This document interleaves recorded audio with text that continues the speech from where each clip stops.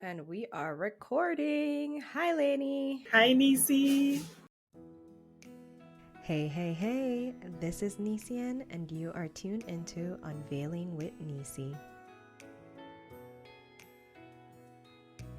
In this podcast, I want to share some of my life experiences that incorporate both personal growth and how I overcame some challenges I faced on my journey to a more peaceful life. I strongly believe in the saying, each one teach one, because everyone has some lesson or advice that can lead to personal or professional growth in another. I want to use this platform to invite friends, family, and friends that will eventually become family to share their lived experiences as well. Stories will be shared about my personal experiences in relationships, friendships, and hardships that made me into the woman I am today.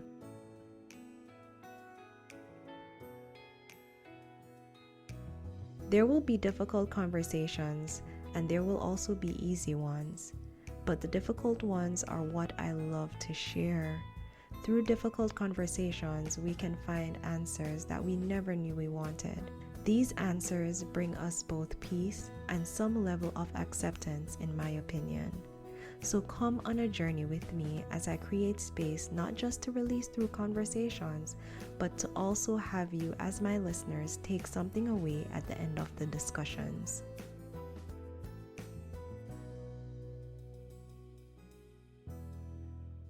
I am so happy to have you on my podcast today. I know that this is going to be an interesting one because we knew each other as students and now you are a teacher. And we know that there was we know that there was steps taken before you just jump into teaching. So the first Yeah. question I wanted to ask you is, can you share a bit about your journey from being our classmate to becoming a teacher? All right. So in high school, I was considered the nerd. I wore that badge proudly. I was always reading. I loved reading. I would transport myself to another world when I read many, many books. Each day, I would borrow a book from the library, go home, finish it, go the next day, and get another one. I just loved that world. So I was always interested in TV and radio, so I studied mass communication and I did a minor in music. I also did music in high school. Nice. I believe that studying music was very important to me. It was so much a part of my being that I have to do this. Anyway, things didn't go to plan. I had stayed home for a year while doing my master's in creative writing. I didn't get any work in the field of media. Mm-hmm. So I went to Teachers College and I graduated with a bachelor. Right. So I got the teaching degree. And in the April of the same year I had left, I had gone out and I sent out applications. I think it was around May I had gotten a call, Yeah. and the particular school that had called me, based in Mandeville, they said that they didn't have any positions at the time. So I was like, okay, because I'd sent out other applications. In the summer, I got a call for an interview. I had two interviews that day, Yes. one at Knox and the next one at the other school. So Knox was first. Oh, To be quite frank, yes, I was disappointed when I went to my alma mater for the interview because I was very early. It was 9 a.m. I was yeah. early and I had to wait a while before they called me in. Hmm. The interview went okay. Next interview, I went home, prepared myself, and I went to the interview. Now, with that interview, all applicants are required to demonstrate teaching within the interview. I was cool with that. I just wanted to interject real quickly. You see how Lainey was able to not let one interview deter her from going to her next. She knew that it did not go in her favor, but she did not give up overall. And we should take a page out of her book in this situation. Like when we are job hunting, if it does not go in our favor, do not give up because you never know what will happen. Do not talk down yourself. Do not beat up yourself. We can be our worst enemy sometimes, but look what she did. She went to the interview. The undertone and everything was off putting for her, but she did not give up. She had another interview and she went home, got herself together, prepare, and went to her next interview. I Okay. came in, had all my resources, set up the project on my laptop, everything, and I taught. The interview was, I liked it. I recognized the head of department that I saw in the interview. The principal was very accommodating, and the dean of students, being the dean of students that he is, for the interview, he was, prim and proper, Proper. strict. Yeah, strict. That's how it came off to me. But I understood because we don't know each other, True, it's fine. true. So the interview was basically finished, and I was very comfortable sitting in the chair listening to the principal talking about the school. I was like, okay, cool. So it finished. The dean of students escorted me out of the room, and I Yeah. was like, "See you September." So I was like, "Okay." I didn't respond because I'm not used to, Okay. being told that Immediately. you're not right. Anyway, so he told me to wait in the waiting area. I did. Mm-hmm. So a couple minutes later, the principal came out and said, "You got the job." I was like, "What?" I was so excited because that was the school I wanted to work at. That's what I Okay. prayed for. I was like, "What?" Anyway, Okay. Knox name called me till September 5. That after me get the job long time, which is from July. And they were like, "Miss Reed, how you fit take a next job and whatever." So I'm in my head saying, if you really wanted to give me the job, why you gonna wait till September 5 when school year done start already? So I which was is like, whatever. which is true. That sound like it was a delayed response to what was expected. Or did you have certain expectation going into like any of the interviews, meaning that going to a alma mater or going to a different school Hmm. that you would consider like you don't know anyone, or you don't expect to not sure what you're walking into in a sense, because you kind of had an Well, idea of to Knox, right? Going into it, right? yes, Yeah, so yes. okay. Well, one expectation would have been, it would have been more for me. It would have been more comfortable because the head of department at that time, she had done TP.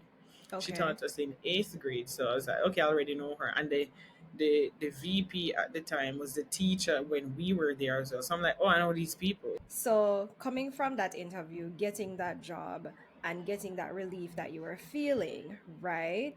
I Hmm. want to know, how did your experiences as a student shape your approach to teaching? For example, when we in the class, I can recall sitting in a class, a specific class, and the teacher is teaching and I am learning nothing. All right. Like, meaning they're up there, they're doing their thing, but as a student, I'm like, I am just not getting this. Yeah. This no connect, it no make no sense. Like, how going from being a student sitting in a class and being like, what is this teacher doing, to know being a teacher and trying not to be that teacher. Okay. This is my favorite question, and it's very easy to answer. Reason being, I remember as a child, I didn't like speaking up when I didn't understand because once I did that, I would be laughed at. So I would always sit down, even like me not understand, me not say anything. So my goal every day as a teacher, when I go into the classroom, I examine their faces and I will always ask, even if me ask you one time and you say, "Yes, miss, I understand," I ask you two, three more times. And I'm always encouraging them. Do not be afraid to ask questions. It is my duty to explain, sorry, the concept so you can understand. I'm gonna say, even if you're afraid, say it same way. I'm gonna say, look here, nobody should be laughing at anybody in the class if somebody says, "Miss, I don't understand," because we're all here to learn, including me. I don't know everything. And another thing I like about teaching is that I learn from my students. I like to sit and observe children, how they interact with each other, how the expressions on their faces when they talk about things they like. Yes. Yes, I love that. That was like a great answer, because I, for one, was one of those students that would sit and not say anything, but make jokes outside of the room with whoever did in that class, because me did the sciences, and make jokes outside like, that Mm-hmm. man I get teaching job. In do that. In get accepted in at this school for teach. Like, what is this? So I can recall multiple classes that I did and felt like that because I'm like, what are you really doing here? Like, Connect. you could have Yeah, be a man. student yourself. Yeah. But Mm-hmm. moving on to the next question, what subject or grade level do you teach? Or I can say, what subject and grade level do you currently teach, and what do you enjoy most about teaching in that area? All right, so I teach English language, English literature, and communication studies. So I have taught from grade 7 to grade 12, not 13, up to grade 12. But each year it varies on the different grade levels that I teach. So this year, I am only teaching grade 7 and Okay. 8. Okay. What do I enjoy most about teaching in that specific area? Okay, so everybody knows I Lainey love read, so it was automatic for me to study English language and English literature. Yes. So yeah. So, what do I like most about teaching in this area? I guess I just like imparting the knowledge to students because I know that some of them, their first language, just like me, my first language is not English, it's You Jamaican can Creole. patois, I'm yeah, not afraid to Creole. say that. Yeah, Mm-hmm. I'm not afraid to say that because normally when I meet my students, like the first time around, I'm like, okay, students, I am a teacher of English, but sometimes I go broke out in the Jamaican Creole. I'm a first language. I'm a like it. I can code switch. There we go. So I just yeah, so I just like that I can impart the knowledge onto them, especially where it concerns subject verb agreement. That is an everlasting problem I have with my students, Yeah. I can say I have and that issue especially as grade a 7. I can say I have that Yeah. issue as an adult. I think we all as Jamaicans have that problem, because what I notice when I'm reviewing their work, Yes. they know the right thing in their speech, but when they sit down and look at the sentence to correctly identify the verb, they doubt themselves. Self, yeah. But I have to keep reminding them of the subject verb agreement rules because once you have that lock, you're good. Yeah, yeah. And that is good. That is very good that you encourage the students and let them, at least even in the correction phase, you can know that we all make those mistakes. And when you said code Yeah. switch, I can relate living in the United Mm-hmm. States. How many times I have had to code switch?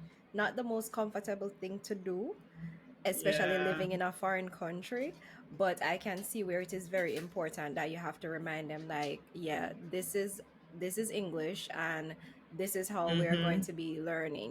Even though when you go outside and you talk to your colleagues and you talk to your friends, you can utilize your patois, you can utilize your Jamaican Creole, but honing in on your actual goal in the class, right? Yeah. Mhm. Yes. How do you engage and motivate your students to create an effective and positive learning environment? Because Mino says sometimes when we did their school, there was some students that Mm-hmm. definitely did not create a positive learning environment.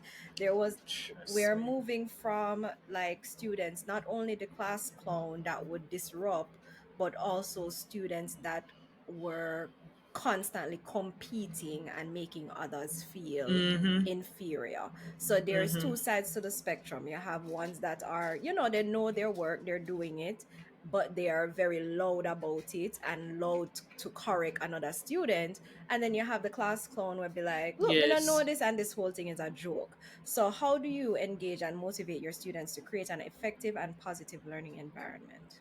All right. So what I do, especially as I had said earlier, especially for those who are afraid to speak, I try my best to encourage them each time I have a class with them. That look here, it's okay to ask questions. And one thing, you see, if somebody say Miss me not understand and you say a certain thing, me I shut you down same time Yeah. to make that the person they feel uncomfortable. Me just deal with it same time because that is very important to me. In my class, you're supposed to be comfortable to ask questions. And if you or another student is going to make the classroom uncomfortable by laughing at somebody or jeering at them, no, me I shut you down same time. Me There not you deal go. with that. There you go. No. Yeah. And there are those who like to bully others or go and like them better than other people. Me shut them down too and say, look here, You behaving like this, would you want somebody else to treat you the same way you're treating this person? I mean, say, look here, this type of behavior, not gonna necessarily work in a real world, So you need to sit down and do some self-reflection. Here you Think go. about how your behavior is making others feel. I had to do that the other day because I have a particular student where she's always behaving in such a way that makes others uncomfortable. So I have to move her from that section of the class to the next one. And it is very blatant that her behavior annoys her friends. And I'm like, look, girl, you need to do some self-reflection. Yeah. Think about how your attitude is making others uncomfortable. You don't see how they're reacting to you. You need to sit down, reflect, and change your behavior. Yeah. And some of them don't understand that when you're moving in a crowd, you can act like the crowd can act like they're not understanding what is going on in class, but they are understanding. And then you are acting, but actually don't understand. So some students don't Exactly. realize that at a young age. Sadly, some people don't have that, that, what me to say? I don't know. Me don't Is know. it discernment Yeah, like to or just stop and just say, okay, let me look at myself in the mirror and kind of realize that, hey, these people are making these grades in this subject while you are not, but yet still, this is your crew, this is your group. Your group is supposed to be mm-hmm, moving with you. You're supposed to be moving with them, in a sense. So when you see students like that and you have to start separating, that is a good thing because I can remember being separated in accounts class from like some girls that I had sat oh, with. Yeah, Miss Thompson. Shout out to Miss Thompson. mm-hmm, She taught me in accounts. I think it was grade 10. I don't really remember, but like she separated me from a group that I was sitting around and put me right at the front of the class. mm-hmm. And honestly, that may have done something because girl, I did get one in accounts. The one subject me get one in accounts. Good. So definitely that It's did still do good. something. You get what I'm saying? So I'm happy that you are being, you're standing up for your kids and your students in the class against Yeah. other kids, especially the ones that become disruptive or the ones that are not allowing others to learn. So no, And as you mentioned, oh, no, no, no. Continue. Elaborate. What's up? oh, okay. I remember the other day there are two female students in a particular class. I'd given them an assignment, not an assignment, a graded classwork a couple of weeks ago. So I collected it the day. When I was marking it, I noticed I did not see their paper. So I came in the Monday morning and I'm like, where's the paper? I was handing them out. So I'm finished now. I'm like, where's the paper? I didn't get yours. So he's like, Miss, my friend was supposed to give you. Hmm. So I'm like, what are you talking about? I never gave you as an assignment. You were to submit it at the end of the class. Class. Yeah. Anyway, her friend came late. Her friend came late and she said, yo, where's the work that you were supposed to give, miss? So I took it Mm-hmm. and I said, okay, I'm going to mark it and I will return it. Okay. I Okay. sat down and I thought about it. Even before sitting down and thinking about it, when she told her friend to give me the paper, she was blaming her friend. Let's call one Mary and the other one Jessica. So Mary would have been the one that I had spoken to first. Mm-hmm.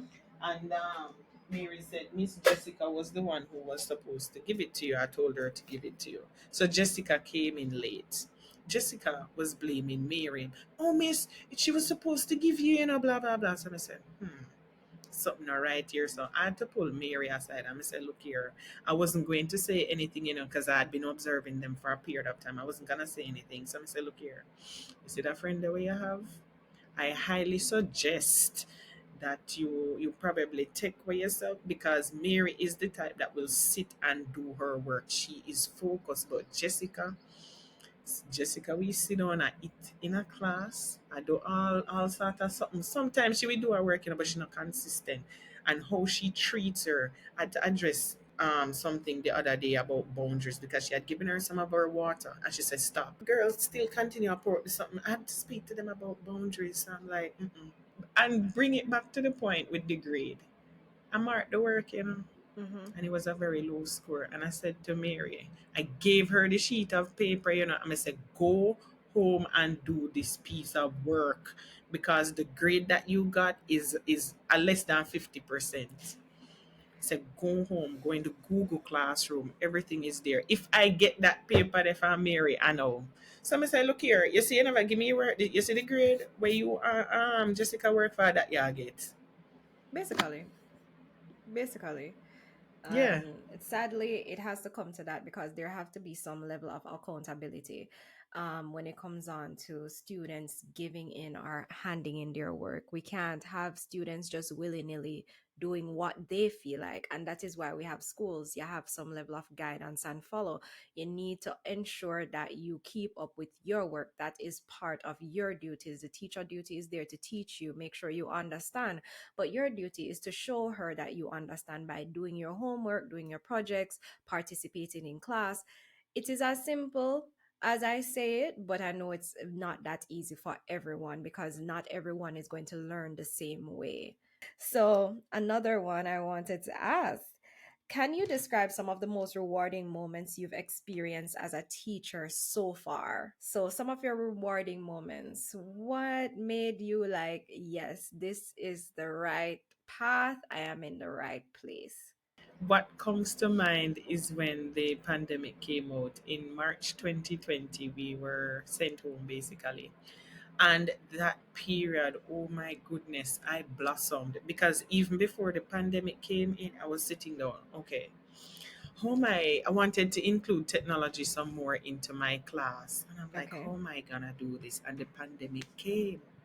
And I got the brilliant idea to create a podcast for English language and English literature class because I know the students don't like to read. So I said, all right, when I don't like read, let me just sit down. I read it too. I would record the short right. I would record the short stories and the poems, and we have some nice music when we would have play at the beginning. And I would then read the poem, and then I have my little interlude with the music, and I would say, "Okay, go in the Google Classroom now and answer the questions." And I remember a parent had seen me. I think no, she had called me. I think she had called me or sent a message or something. And she was like, Miss Reed, I was in the house and I heard the music playing and then I heard it was I was like, oh my God, Miss Reed, like good job. And doing that brought back the media love that I have, the love for media, especially where it concerns radio. It was taxing to create 2 episodes each week because I had the CXC classes, I had 2 CXC classes at that time. But every week except for one week, I made the effort to sit down, record, and edit and post the podcast. And my students did appreciate that. They really did like it. I love how she talked with such passion about creating this podcast for her students because they didn't want to read, right? And she has a background in media. So she was able to sit and read and put music on it to grab their attention, to keep them attentive to what she's trying to teach. Oh my God, this is amazing. Like, I love this because not much teachers are going to be doing this for their students. And she decided to do it regardless of how taxing it was on her to complete them. She still put out that extra effort. And I think that is what teaching is all about. So, Lainey, big up you. Big up you. You are doing great things. Sometimes we don't know that we're doing great things until someone on the outside listen to your story and is like, girl, you did that. So yes, Lainey, you did that. And I'm super proud of you for going the extra mile as a teacher. Lainey, with all that passion that I saw in your face talking about your media, because you studied it, right? You studied it. I have to cheer you Yes, on for that. yes. I have to give you a big Thank cheer for you. that.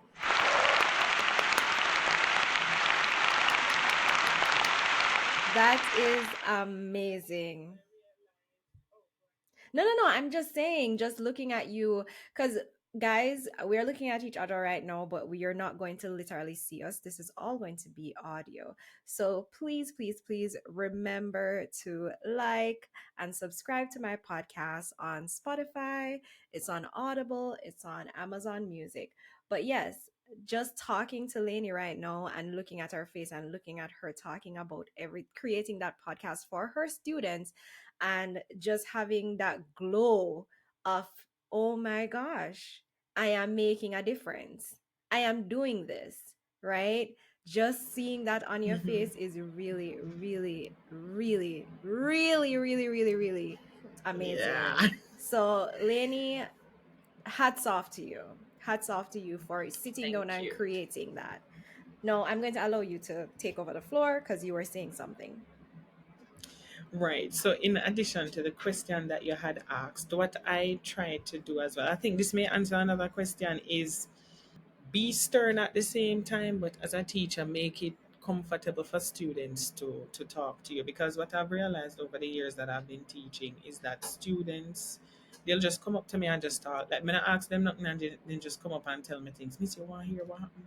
Miss such and whatever. I'm like, okay. And even at the end of class, Mm-hmm.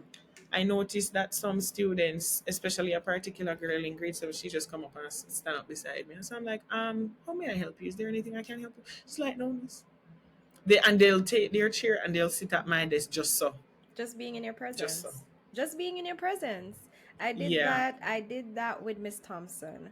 I usually take breaks during my lunchtime. I would go up. She will take break too, and she will go up and watch Mm-hmm. some soap opera.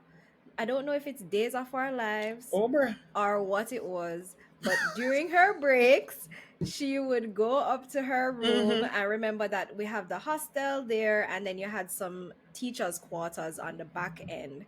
I'm not sure if you ever ventured up Yes. there, but like the teachers' quarters were on the back Yeah. end of the girls' hostel. Behind the canteen. Yes, so behind the big cafeteria where we Yeah. eat, yeah.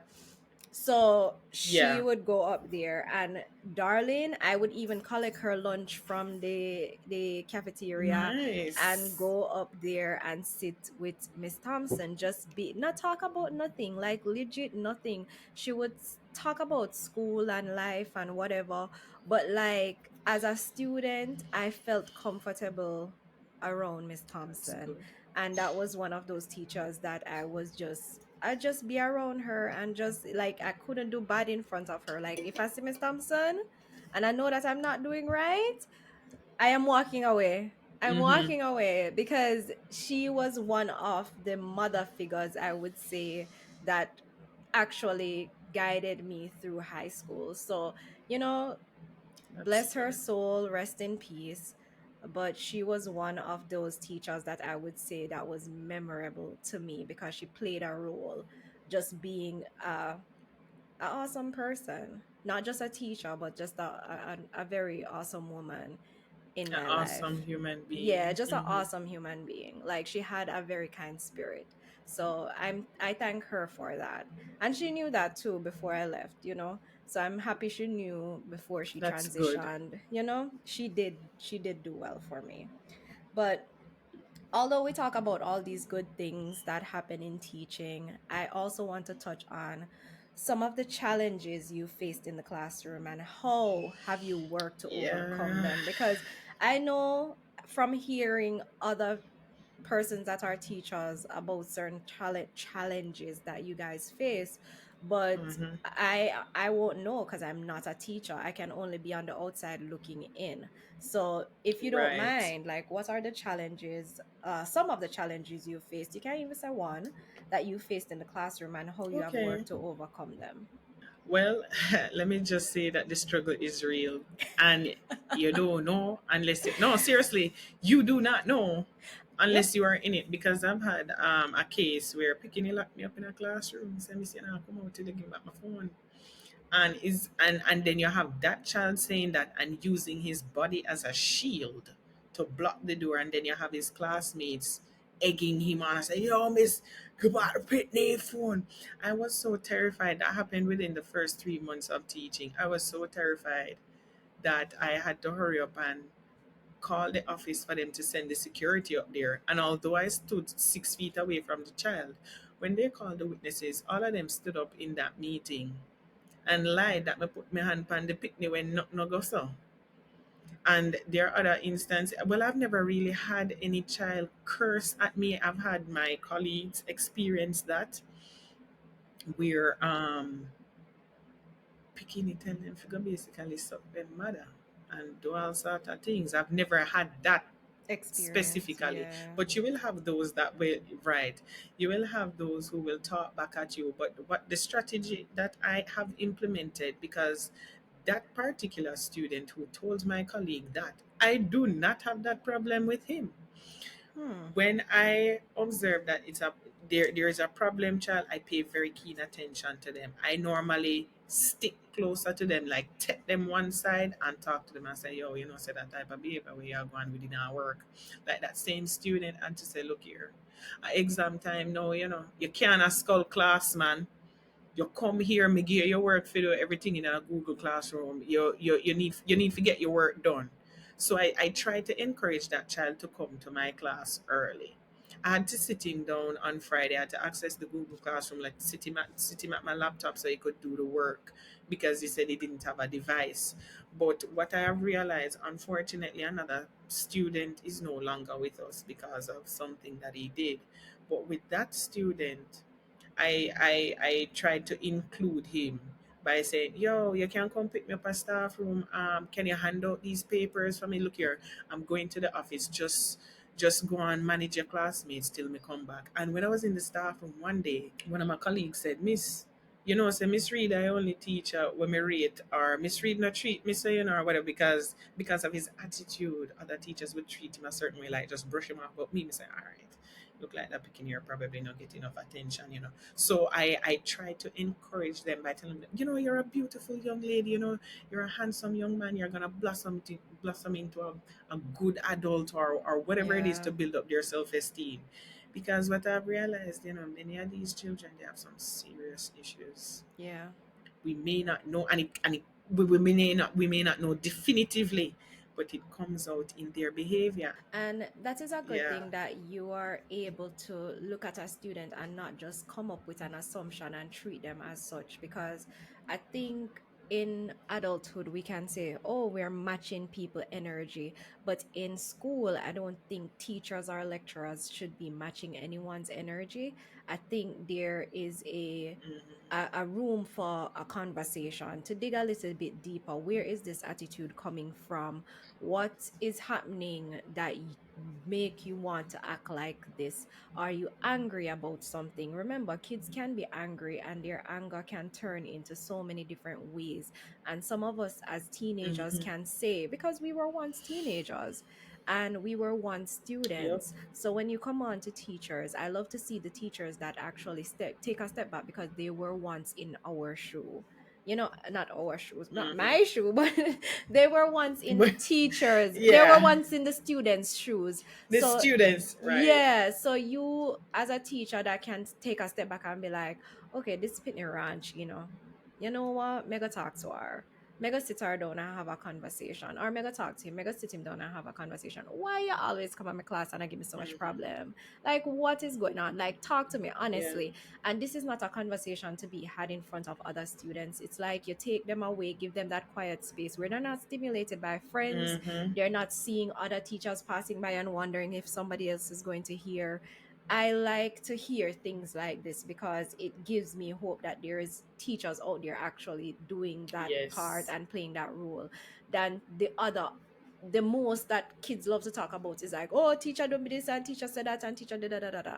But it's good to see that there are teachers out there because I know that you are doing it and I can tell that there's others doing it, but not everyone is going to Hmm. be like you guys, So hats off to all the teachers that actually play their part by assessing their students, not just the knowledge part, but actually the mental part of what is going on in your classroom. So Right. I applaud you for that. Okay, where that is concerned, we usually call it the hidden curriculum, where you don't just go into the classroom to teach. As a teacher, you wear many hats. Your mother, sister, nurse, counselor, all sorts of Yes. something. And really and truly, is not everybody can do it. You you have to have patience, Mm-hmm. Mm-hmm. and you have to have a certain level of, let should I say, maturity. Of course. Probably Lot of us are no, maturity. honestly, a lot of us are adults as kids. Like, no, no, no. You can't say maturity. A lot of us have not understand that concept of growing up.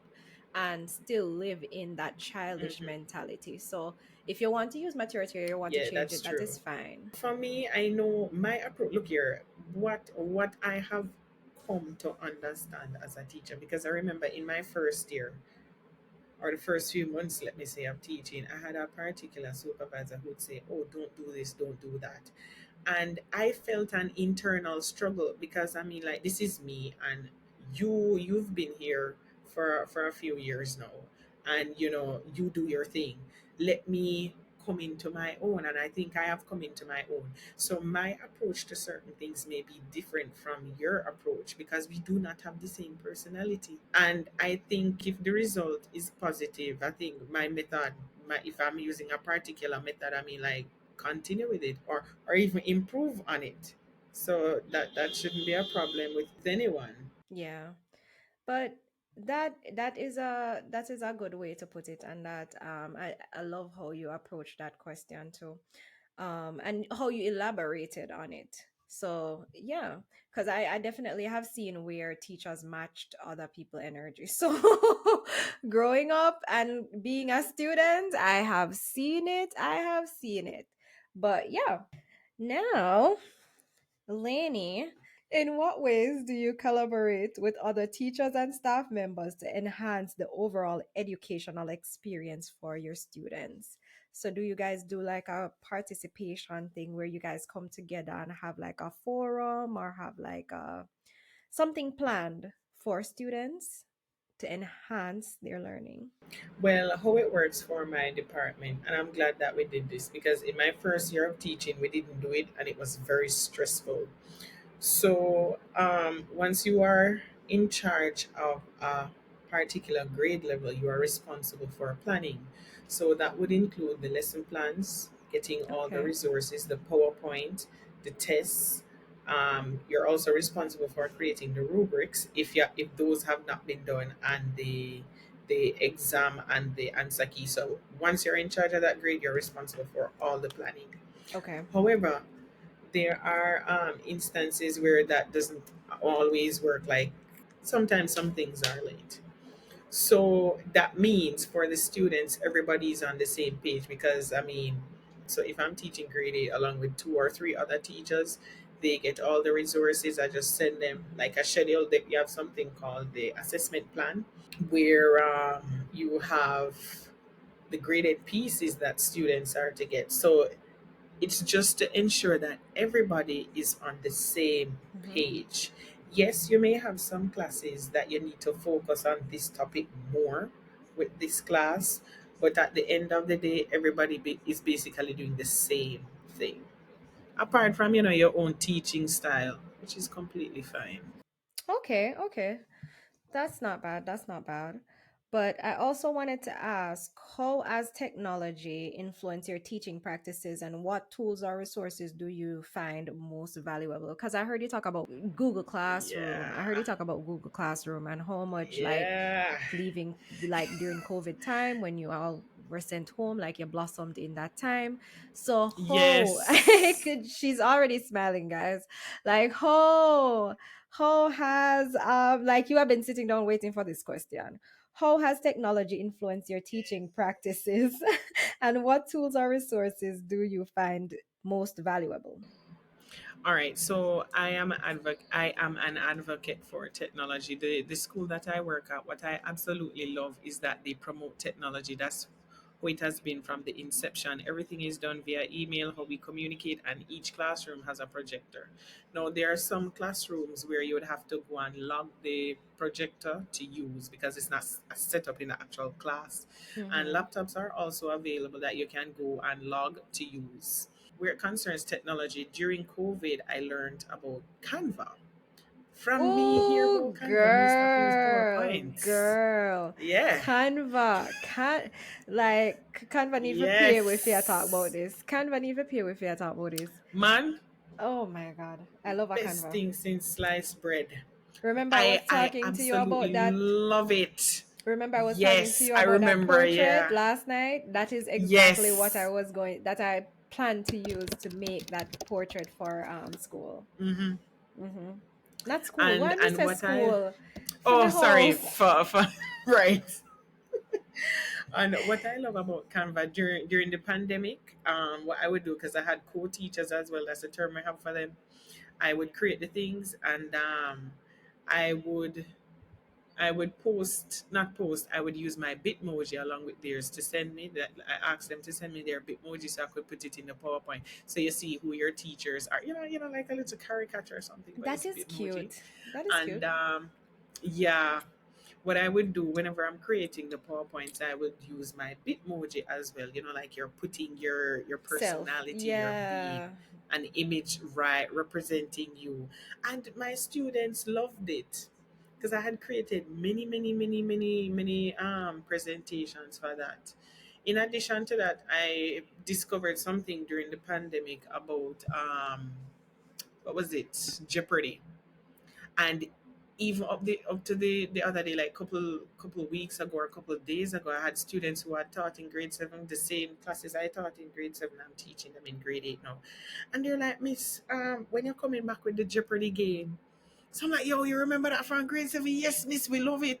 So I did play it with them last week, and they absolutely loved it. And they asked me again, like, Miss, when you're coming back with the game, when you're going to do it again. So I'm gonna go ahead and see if I can plan something for them for this week so that we can go ahead and play the game, because they do have their exam to do starting in less than 5 days. They have their exams to do. Mm-hmm. So it's a fun way to review. Yeah, and I like that you create this game, the kids love it, interacting. That's a good thing. Yeah. That's a very, very good thing. Another thing we can touch on too. What are any Yeah. misconceptions or stereotypes about teaching, and how do you address them? All right. So as I had said earlier, some people believe say they can just step up in a teaching and braps you're good. Nope. I can just present the book, That or you is just not read the how book. it works. Yeah, that is not how it works, because when you're in the classroom, I can tell you, you're doing a million and one things at the same time. And yes, naturally, there are times you will not be able to mark everybody's book in the same period. You won't be able to finish the lesson because you do have those students who you have to go over for. And that is fine because that's what you're supposed to do. And you have to learn to manage your time as well. You Mm-hmm. have your colleagues to deal with, you have students to deal with, you have your personal life to deal with, you have to meet deadlines. It's chaotic at times. I'm telling you, it is seriously chaotic. And you have to, what I have had to do is to create a strategy for me, because I know that there are certain periods in the year where for my head we leak. So I will have to, yeah, I have to catch myself, and I'm like, okay, it's that time, because it's like it's crunch time, Time especially when now, you have to send in yeah. your exam for review. You Yeah. have graded work, piles of graded work to mark. And man, I remember earlier this year, I was out sick for 2 weeks, and I was so stressed. I was so stressed. And it was hard to fall back into the groove because I had a lot of catching up to do. And Yeah. I'm still doing the catching up, but I'm getting there. I'm getting there. But I really and truly, it's not anybody can do it. You have to have the mental stability for Literally. it. And Yeah. make sure say you know if you deal with people. Number I one. I agree. I definitely agree. Do not think teaching is easy. You can't just give the students some paper and just sit at the front of the class and be like, do what to do. Like, learn. You can't just present the Yeah. book and the textbook and just give the student. You have to know how to articulate that to the student, have to let them understand what you are teaching. Okay. So, yeah, can you discuss any personal growth that you have learned through your experiences as a teacher? And I think this is a fun one Well, because it's like it's about you. yes. It's about you now. What is Yes. that personal growth that you have learned through your experiences as a nurse? And you mean teacher. As a Oh, never teacher, mind. I know oh what you mean. my god. I know what you As a mean. teacher, guys, as a Well, teacher, she's a teacher. So, what I personal growth, I used to be a shy person, quite frankly. Yes, I know some persons may be thinking, but you study media. Let me tell you, you do have those in media who like working behind the scenes and those who are more, in front of the camera. I'm a behind the scenes person. I guess I'll be in front of the camera, but I'm more behind the scenes. So, in addition to that, it has taught me to be more confident, especially where my delivery is concerned with the lesson. Because I do remember when I was on TP, I'd observed a teacher, and she was very vibrant in her class, and I sat down and I looked at her and I said, that's gonna be me one day. And when I am in the class and I am teaching, it's like adrenaline for me, like I'm on a high. And I'm walking around the classroom, I'm teaching, I'm asking questions, I'm calling on students to participate, and I like playing games with them as well. Well, honestly, sometimes you can't play a game with them because some of them really, Take your there are just time. times when it doesn't right. But when I'm in the class, I'm on a high teaching, and I look at the faces of my students, and I'm like, yo, I wish I had gotten this as a student myself, because what they have is gold. So I would say I've become more confident, more open, not necessarily open, but I am using my life experience to guide them, because I never really had that in high school. Yeah, So I'm yeah. using what I have learned so far in life to help them. So I would say confidence, and being more open, or trying to help those who need the help. Help, yeah. Yeah, and gaining that understanding from cultures that you yourself did not get to experience in in Mm. your personal life. Sometimes we look at ourselves and we're like, "Oh, why didn't I have this person as an adult in my life when I was younger?" Like for me, I would Yeah. look back and be like, "I wish I had Yes. somebody that said, Nisi, speak up,' or Nisi, you are doing okay,' or Nisi, that boyfriend where you have is not going to be the husband that you're going to have in the future."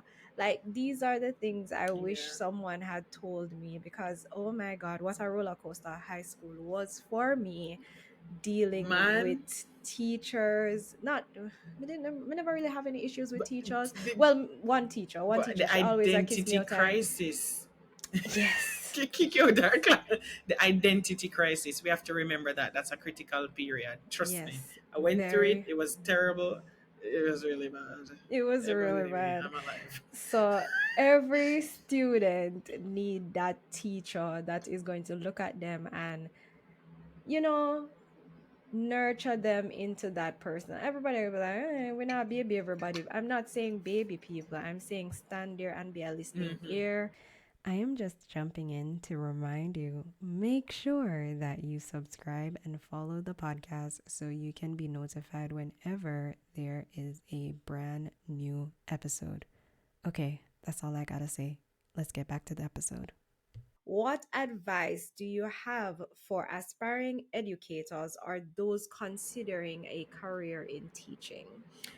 Okay, the advice that I have for those who aspire or are considering teaching, Yeah. ensure that you have the mental capabilities to deal with the struggles that are there. And in addition to that, ensure that you love being around children and helping them, not just only teaching and collecting the money. It's more than that. Do you enjoy being around children, imparting knowledge to them and helping them outside of the academic sphere? So those are the 2 points, or the few points that I would advise persons to think about. I want to add to that, Lainey.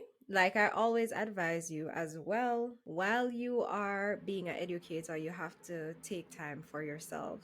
You have to take those days where you decompress, where you pretty up yourself, as I call it, going to even a spa, getting your nails done, getting your hair done.